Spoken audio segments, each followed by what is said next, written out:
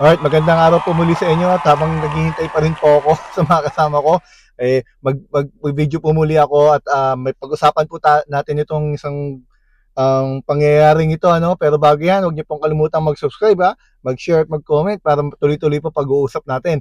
Ito naman po ngayon, si Marcoleta, isa pa pong supporter, at ewan natin kung paano itong tumahol, no? Matindi itong taong to eh. Isa pang supporter ng mga Duterte, pinapakasuhan. Ito ho yung senador na magaling na abogado at panay batikos sa gobyerno at panay pang-delay sa Senado. Panay sa mga hearing doon harang ng harang imbis na naiimbestigahan ng maayos yung mga iniimbestigahan, tila ba nag-aabogado doon sa mga iniimbestigahan. Eto, siya rin pala may kailangang ipaliwanag pakinggan natin tong report na ito. Posibleng maharap sa patong-patong na kaso si Senador Rodante Marcoleta matapos hindi magtugma ang kanyang SALN at SOSE sa nagdaang 2025 midterms election.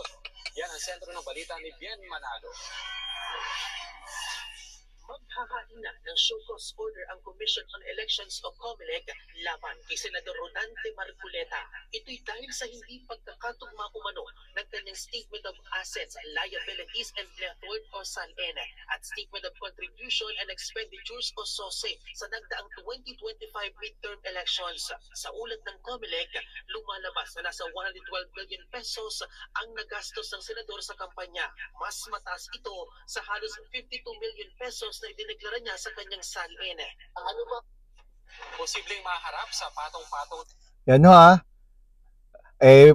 meron palang kailangan ipaliwanag yan si Marcoleta kasi posible pala yung kasuhan, posible siyang kasuhan dahil yung sa SOSE pala niya at SALN hindi tugma. Sa SALN niya, meron lamang siyang 52 million, napakayayaman ng mga politikong ito.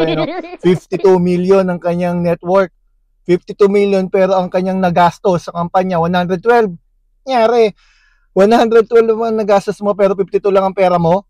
At hindi naman nun. Bagamat sinasabi nito ni Marcoleta na meron daw siyang mga anonymous, ayaw magpakilala di umano ng mga donor. Malinaw din sa batas, kailangan mong ideklarasan ng gagaling yung panggastos mo. Kasi sa batas po natin, itinilaga na meron lamang limit, may hangganan ang paggastos mo sa bawat botante ng mamayang Pilipino. Bagamat yung limit na yan, kung ikukumpara natin sa panahon kung kailan ginawa ang batas na yan, napakaliit na ang halaga ngayon. Dahil ngayon, iba na ang gastos masyado na malaki. Nung ginawa yan noon, yung limit na yan malaki pa. Kaya kailangan din tignan, pag-aralan, reviewsahin ang batas na yan. Pero ang sinasabi niya, dahil nga sa mga anonymous sponsor niya, kaya lumaki. Itong ang gastos niya. Pero dapat kahit ganun, kailangan pa rin niyang patunayan, na magtutugma ang SALN at SOSE. Kaya naman yan haharinan di umano ng show cause order. Kapag may show cause order po kasi ibig sabihin niya na pag-aralan na po yan ng COMELEC at nakitaan na nila ng probable cause para pagpaliwanagin itong si Marcoleta. At yung show cause order doon niya may hahayag, doon siya makakapag-file ng counter affidavit para sabihin na hindi mali ang kanyang mga nai-submit at tugma ang lahat at walang pagkakamali at walang hindi pagkakatugma. Kaya niyang ipaliwanag ang bawat detalye ng kanyang isinubmit. Doon yun ang pagkakataon niya para magpaliwanag.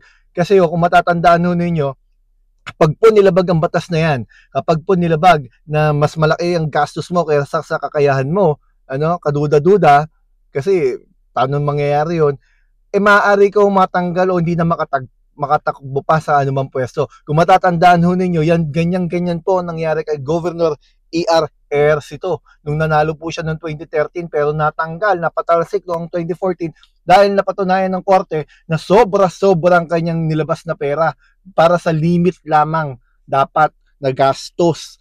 Pero matitindi mga politiko natin, kadaming pera kadaming pera ng mga to. Pakinggan nun natin itong kasunod pa.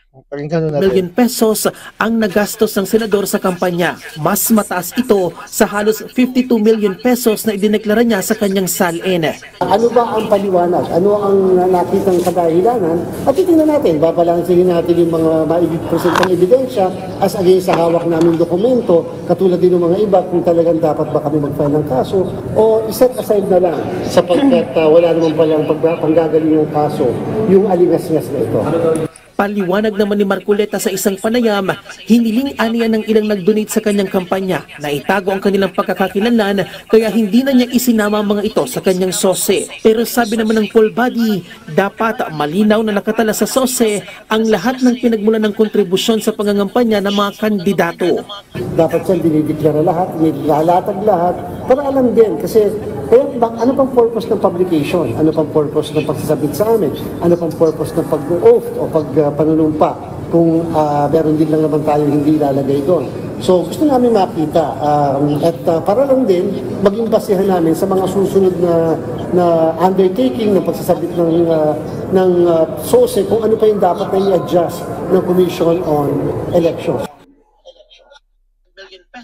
Yan malinaw magaling itong chairman natin, talagang binubusisi niya lahat. Pero tama rin naman siya. Ano pong silbi ng publication at ang kanilang panunumpa? Kung pwede pala nating sabihin, merong ayaw magpakilala ng donor, edi ang pera niya naglalabasan na hindi natin alam kung illegal o legal o kung ano pa man. Kaya dapat lang ipaliwanag nila, kailangan niyang ipaliwanag bakit hindi tugma ang kanyang SALN sa SOSE. Hindi naman mahirap naman yung sabihin na siya pa naman nagpapakilala magaling na abogado pero hindi ba niya naiintindihan na kaduda-duda. Ganun na lamang ba yun? Kailangan ba sabihin na lang natin na may ayaw magpakilala? Di lahat ng politikong yan.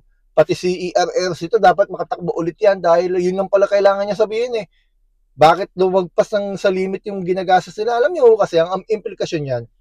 Kapag sinasabi nga ako ng dating Senadora Miriam Defensor Santiago, kapag malakas gumastos, sobra-sobra, para lang makaupo, delikado yan. Baka bawiin sa atin yan. Alam na ho natin ang corruption sa Pilipinas Kaya dapat lang, yung probable cause na yan ay masunod, magpaliwanag si Marcoleta, imbis sa putak siya ng putak doon, kontra siya ng kontra sa gobyerno, meron din pala siya mga dumi na kailangan niya ipaliwanag Patunayan niya muna na ang mga ginastos niya ng eleksyon ay hindi labag sa batas. Bagamat sinasabi niya may 52 million siyang network, napakalaking network, more than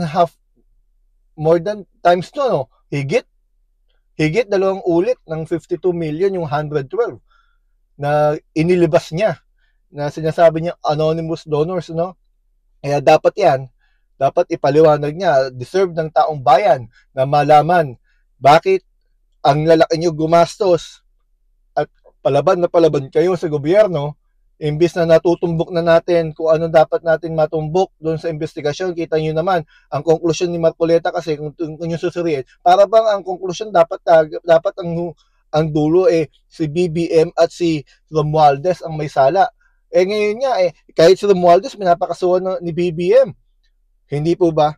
At ngayon, hindi lang basta-basta kinakasuhan. May mga nahatulan, katulad ni Alice Guo, at mayroong mga hinuhuli. May mga hinuhuli na. Hanggang dito po muna muli tayo. Marami pong salamat sa inyo. Sana po huwag niyo kalimutan mag-subscribe, mag-share, mag-like. Marami pong salamat.